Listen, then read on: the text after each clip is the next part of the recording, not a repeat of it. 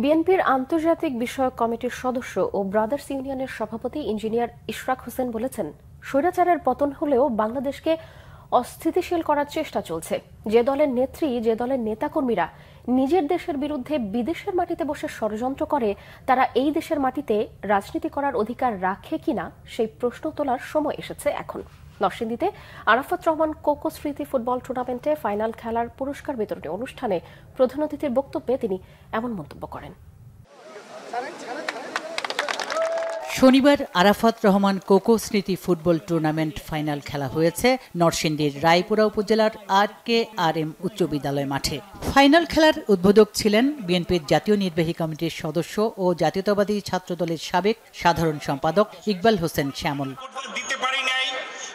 Arafat Rahman cocoa স্মৃতি football টুর্নামেন্টে final খেলায় পুরস্কার বিতরণী অনুষ্ঠানে ইঞ্জিনিয়ার ইশরাক বলেন, জুলাইয়ের ছাত্র জনতার আন্দোলনে স্বৈরাচারী সরকারের নির্দেশে ৩৬ দিনে প্রায় ২০০০ লোককে হত্যা করা হয়েছে। সেই গণহত্যাকারীদের অবিলম্বে বিচারের আওতায় আনতে হবে।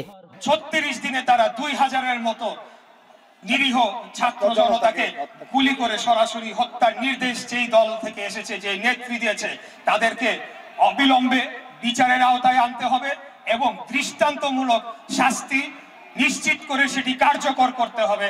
যেই দলের নেত্রী, যেই দলের নেতাকর্মীরা নিজ দেশের বিরুদ্ধে বিদেশে বসে ষড়যন্ত্র করে, তারা এই বাংলাদেশে রাজনীতি করার অধিকার রাখে কিনা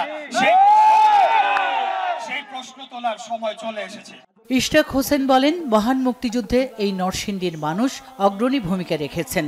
তার বাবা মুক্তিযুদ্ধের সময়ে এই নরসিংদীতে ঘাঁটি করেছিলেন বলেও জানান তিনি। বলেন, বিএনপিকে সামনে আরো বড় চ্যালেঞ্জ মোকাবেলা করতে হবে। এ সময় বিএনপির স্থানীয় নেতারা উপস্থিত ছিলেন।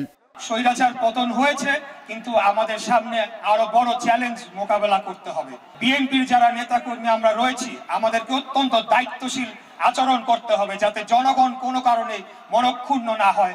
আগামী নির্বাচনে আমরা বিজয় লাভ করে আমাদের নেতা দেশনায়ক তারেক রহমানের নেতৃত্বে আমরা দেশকে গড়ে তুলতে চাই একটি গণতান্ত্রিক এবং স্বাধীন বাংলাদেশ হিসেবে, যার সার্বভৌমত্ব নিয়ে আর কেউ কোনোদিন চিনিমিনি না খেলতে পারে। শহীদ প্রেসিডেন্ট জিয়া রহমানের আদর্শকে আমরা ধারণ করে আগামী রাষ্ট্রনায়ক দেশনায়ক জনাব তারেক রহমানের নেতৃত্বে আমরা একটা সুন্দর সমাজ গড়ব। সেই সুন্দর সমাজ গড়ার অংশ হচ্ছে এই ক্রিয়াঙ্গন। এই দীর্ঘ ১৭ বছর মাদকে যেখানে সমাজ নিমজ্জিত ছিল, আমরা সেই মাদক মুক্ত সমাজ বিনির্মাণে এই ক্রিয়াঙ্গনকে বাংলাদেশ জাতীয়তাবাদী দল পৃষ্ঠপোষকতা করছে।